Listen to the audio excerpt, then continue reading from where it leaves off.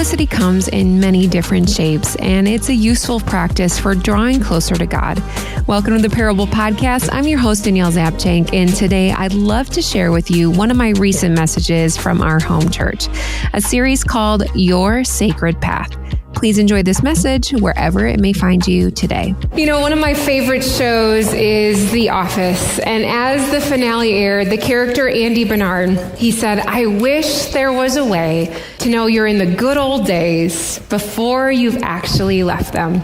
And I believe that when we look back at our lives, the days will be marked by sweet, simple, uncomplicated moments that might not have seemed special at the time, but when you thought about them, those unmemorable and simple moments were actually pretty amazing. We are so quick and detailed that we don't even realize we are actually living. And I believe that we all desire and yearn for a life that is simplistic, to be able to see and to savor and to notice. But how do we get there? As we finish Your Sacred Path series, I hope you are encouraged to find ways to include these practices of rest, talking with God more freely, and confessing things in your life that are holding you back. And hopefully you're discovering new practices or maybe restarting some old ones that are unique to you. Our last practice I would like to offer you today is simplicity. It almost seems too easy and it's often overlooked. But what if we reduced effort and we reduced mental energy and we amped up intentionality, and it causes us to notice each life-giving moment? What if living simply removes barriers and draws us closer into a relationship with Jesus? However, can we actually live simply when the world screams at us and we feel like we are in this constant swirl of decisions, unnecessary items, non-essential comments, and trivial exploits over and over again? Is living simply actually possible? You may have noticed over the last few weeks, or even the course of your life, when you decide to make a change and possibly start a new practice for the better, there is this barrier of resistance. At the end of May, I have a misaligned fracture that happened to me. It was awesome. And after a week of surgery, week and a half, I went to physical therapy. And I was like, okay, we're going to hit this hard. We're going to get this going so I can walk again. And I was just laying there. It was like literally our first evaluation. And he is just kind of gently massaging this warm gel. It should be very soothing. But I'm like, I still have sutures in my foot. I don't know you, Jesse, okay? How long have you been doing physical therapy? Like, it hurts, and I can feel myself resisting. And he kind of just turns to me and he says, "You know I can feel you resisting what I'm trying to do." And I'm like, oh, I know, okay? But isn't that the truth about our relationship with God? Is our heart's desire is to be in relationship with Him. Yet when we work through and build up any practice, our response is to resist and to pull away. That is the human condition. So prior to this fall, I was training to walk across the Grand Canyon this fall. And so I just assumed, like, I'm going to take off my boot and I should be able to walk 9 miles. That's where I was up to. The bone is only 2.5 to 3.5 inches. Like, this really shouldn't be a problem. But after being immobilized, they give you these like very simple tasks that you have to do. And I thought, I feel like I should be in the advanced version. And so I'm like, okay, I'm going to knock these out. Day one, I'm on my front porch. And all you have to do is like scrunch a towel with your toes. You have to move your toes back up and down. I'm picking up marbles. Like, this shouldn't be that hard, but I could see what my other foot could do, the one that was healthy and the other one that was just not there yet. And I just wept because I was so frustrated that I had this resistance. All these simple, teeny tiny little muscles were holding me back. We have made our lives really so intricate. more overly detailed than when we realize, so that when we remove the barriers, we are going to be met with frustration. And a lot of people, we just kind of like, stop. And I know that there's going to be resistance from other people in our life when we're going through growth, or maybe we're changing something about ourselves. And that can be hard, but what I've found is the most difficult, the hardest person, the one that fights against resistance, is ourselves. And even at times unknowingly, because we've been accustomed to how we do things a certain way, or we do things the right way.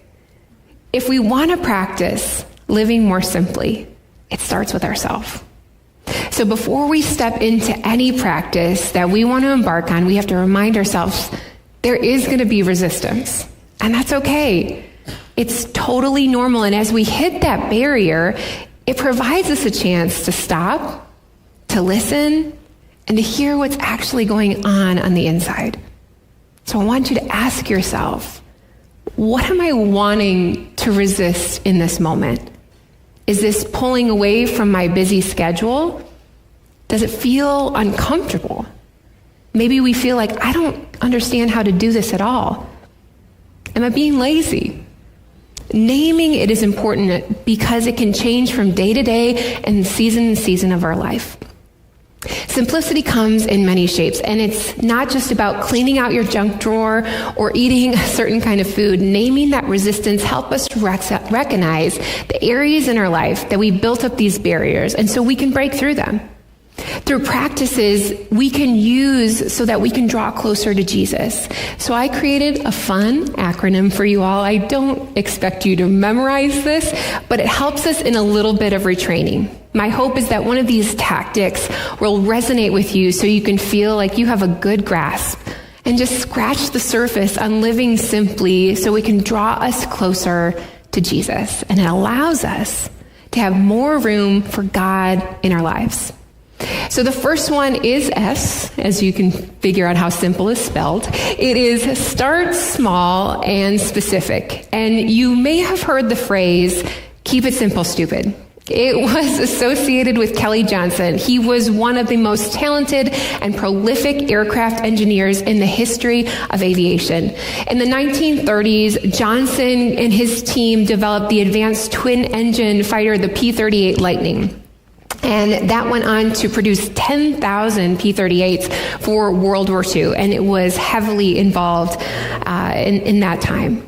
And he didn't stop there. Johnson and his team at Lockheed, they went on to create the SR-71 Blackbird, which is a long-range Mach 3 Renaissance aircraft. And fun fact, if you watch the new Top Gun movie, this is what they modeled Tom Cruise's aircraft after. Now, I really don't like calling people stupid. I don't even like calling myself stupid. I remember when our kids were little, I'm like, don't you say stupid, okay? So every time I hear stupid, it's just like there's that tension that comes up. But the statement is not meant to be demeaning, but just to keep things simple. Johnson constantly challenged his design engineers to create an aircraft that could be repaired by an average mechanic in the field with basic tools, especially under combat conditions. When we make practices more intricate and more difficult, it can become frustrating. There's aisles and aisles of books and Bible studies at Barnes & Nobles and online, every single place. But not every book or plan or practice is going to look the same for every person. I met my friend Claire in college. She was a missionary kid, and we lived together the first year after college when we all had our first jobs. And Claire was a barista at Starbucks, and I was so jealous of Claire's Bible study. Every morning she would get up, and she usually had to open, so she got at Starbucks at 4:30 to 5:30 in the morning, but she would wake up an extra hour earlier, and she would read her Bible for an entire hour. She had note cards, she had highlighters, which I thought probably was the coolest part. And I was like, okay, like that is what I'm going to do. Even if I had to be to work at 11 a.m., I still could not wake up on time. And it was so challenging because I'm like, why can't I get this? And I found myself frustrated because I didn't keep it small. That practice was for Claire. It wasn't for me. And I should have told myself, just keep it simple, stupid. Because when we're in the battle of the everyday, just like Johnson's aircraft, we just need to have time for these basic, simple practices that are unique to us so that we can repair our hearts and draw us back to God. The next one is I, for intentionality. Simplicity provides us a sense of focus. Have you ever watched a little kid, or maybe it was yourself, at the ticket counter at Chuck E. Cheese, all right? They have all these tickets. Their value, I feel like, is less than a penny. And they have just so much. And they're just like, oh, these last 5 tickets, what is it going to be? A Tootsie Roll. One Tootsie Roll. Is it a whistle that their mom is going to throw out the second they get home? Or is it that slappy hand thing that slaps their sister in the face? It's a tough decision. I appreciate the saint of a person that is running that ticket counter. But it is about focus, as silly as that is. When we simplify our choice and each day be intentional, it allows us to focus on what we can do to ease up, take a breath, and remember the ultimate focus, Jesus. The Apostle Paul, he wrote this, "Friends, don't get me wrong. By no means do I count myself an expert in all of this, but I've got my eye on the goal, where God is beckoning us onward to Jesus. I'm off and I'm running and I'm not turning back." We get wrapped up in so many things each day and we forget what really matters. But when this world fades away, there's only going to be Jesus. So can we find some strength in Paul's encouragement, possibly remind ourselves when we wake up each day, even before our feet hit the floor, before we grab our phone, to remind ourselves, what's the goal? How can we set our intention on Jesus for the day? Or when we feel that surge of overwhelm in the afternoon, or maybe it's late at night, there's that anxiety of just missing out.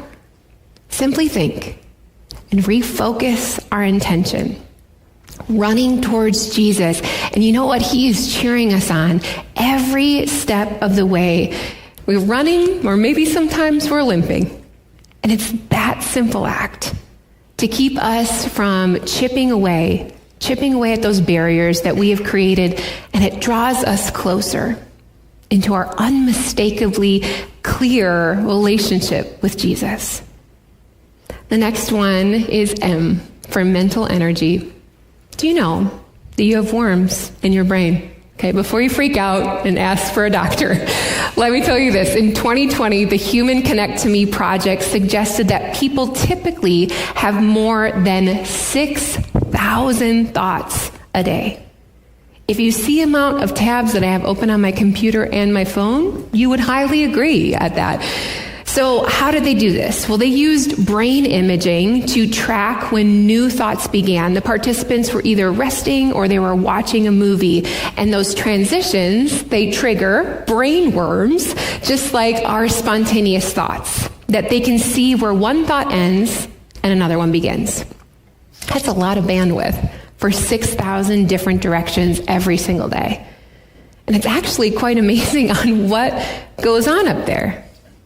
So now I'd like for you to think about just your last 24 hours. Which categories would some of these 6,000 thoughts fall into? Is it regret? Scenarios of what could possibly happen? Wondering, does anyone love me? Let me Google that. Worries about your family, your neighbor's dog, shame, hope for what is to come, your to-do list, past memories. Am I invisible? Do I need ketchup?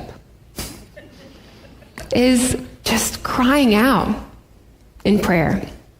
You get to fill in the blank. It's your thought worms. Do you see one overflowing more than another?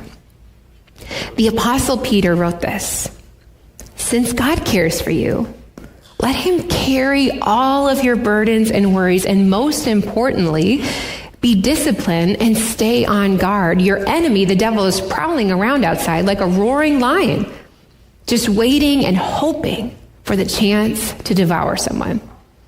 Our enemy, he is highly strategic at removing simplicity and bombarding us with thoughts that after a while we're like, that's just normal. Then guess what? Negativity sets in, so does fear. We become callous, and then all of a sudden, we're scared, and we turn away from God. That's what he wants. Remember, Peter knows this all too well. He loved Jesus, but when Jesus was going to the cross, he's like, Jesus? Jesus who? And Peter denied him 3 times, and I'm sure afterwards he was like, how did that even happen? So what is taking up residence in your mental space? Simply staying on guard in our mind is a practice in itself. Peter reminds us that when it's overwhelming, or maybe even not, that God cares for you, and all of those 6,000 thoughts, he wants to carry them for us. The next is P, for possessions and space. There's a story in Matthew and Mark where there's a young, wealthy man, and he has followed all of God's commandments. And he comes up to Jesus, and he's just like, yeah, I've done all the things. God, what is the next thing that I need to do? Remember, Jesus is all-knowing. So he knows at the heart of this young man that he's not at the core of it for him. So he says, I want you to sell all of your possessions, and I want you to give all of your money to the poor. And then you can come and follow me. Shocked, the young man walked away, feeling sick. And he realized, did he love his possessions much more than he did Jesus? He may be thinking, oh my gosh, Danielle, are you telling me to go home right now and sell everything and give it to the poor? No. But there's a lesson here. When we live simply, are there possessions? Are there bank accounts? Are there homes? Are there relationships that are taking up much more precedence in our life over Jesus? We think, okay, yeah, I could live without that. That's no big deal. But faced with that question, we can squirm a little bit in our seats. Are there some physical things in our lives that are owning you, or is there space to simplify? The next one is L, for less consumption and more contentment. Have you ever bought anything because you're like, I need this? Have you ever done something over and over because you're trying to fit into this perfect image, and then if you just do that, life is going to be good, right? Have you ever ate something just because you wanted to feel better? I've seen many bottoms of ice cream cartons, okay? Did you hear all the I's and the my's? Consumption is real for all of us, and the world, it knows it.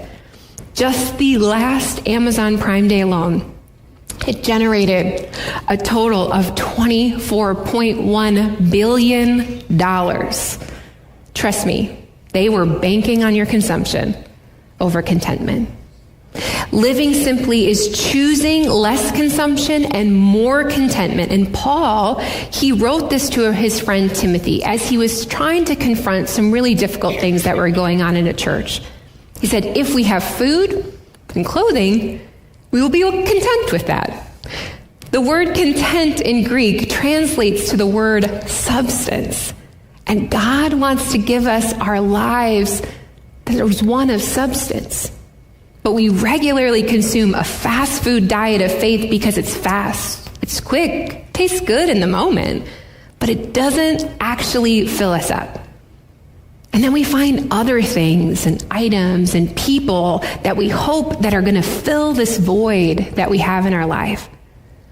Paul knew that beyond the basic food and clothing, we would want more and more and more. He continued to write Timothy, and he was really sad because he knows that chasing consumption is only going to lead us into sorrow. But contentment, for those that want to have a life that simply follows after Jesus, it's trusting him that's better, regardless of your circumstances, and that's really challenging. And finally, it's experiencing Jesus. I think the saddest thing that so many people with their faith, they follow all these rules, all these different plans and devotionals, but you know what?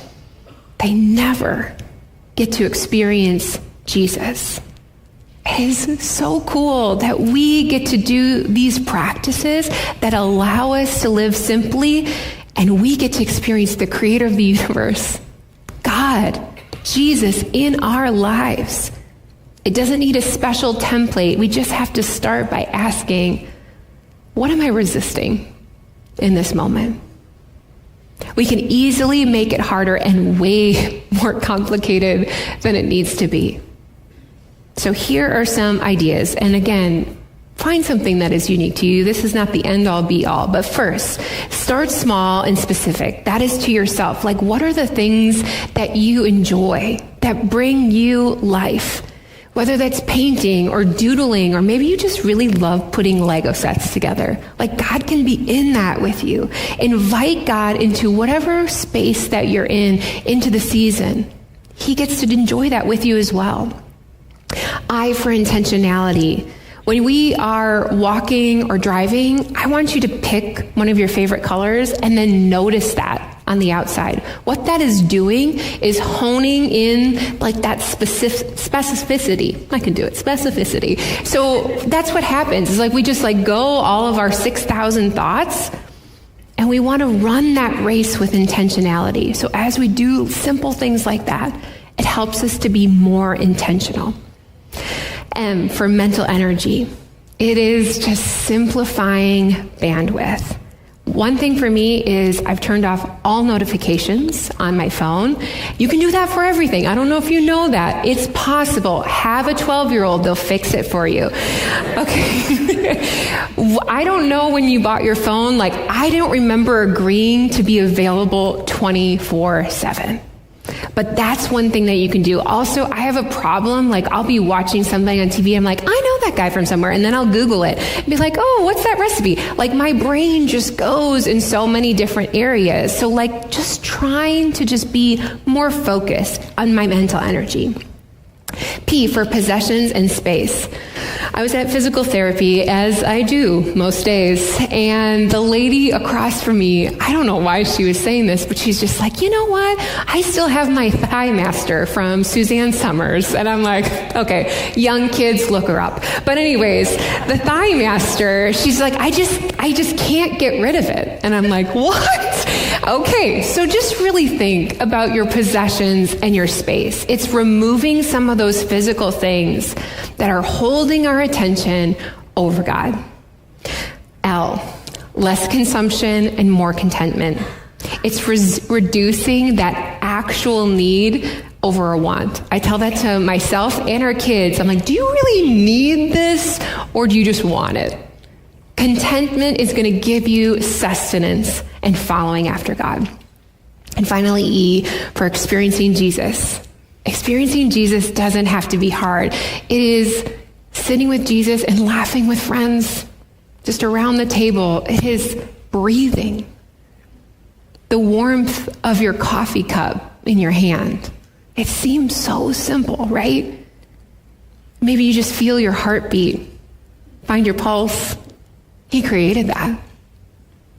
We don't even just use like the breath in each and every day. We don't even use our whole lung capacity because we're just going. So just taking that moment to rest and find your heartbeat. I know it feels almost too easy. None of these practices, though, are quick fixes, and it feels like it's just like a small common seed. But over time, some watering, care, and light, it can grow into something really beautiful. So don't worry, like, how am I going to do all of this? Am I doing simplicity wrong? In Matthew 6, it says, seek first the kingdom of God and his righteousness. If you just continue just to do that one thing, to seek and embrace God in the simplicity, he's going to be right there with you every step of the way. God has a heart that beats for you. John 3:16 reminds us of that. Little kids sing about it. And we need to be reminded that God so loved the world that he gave his one and only Son, that whoever believes in him will not die, but have everlasting life. His actions, while they were so huge, they were really pretty simple. They were sincere and unconditional, and we may feel like we don't have much to really offer in this life. But all God is asking in return is that you have a heart that beats for him, not one of this world, so we can live simply by removing the barriers and draw closer to Jesus, closer than ever, into our relationship with him. Hey, I hope you enjoyed this message. And if you're interested in seeing the live video, I will link it in the show notes. And here are 2 reflection questions from our time together today. Number 1, where are you meeting the reality of resistance lately?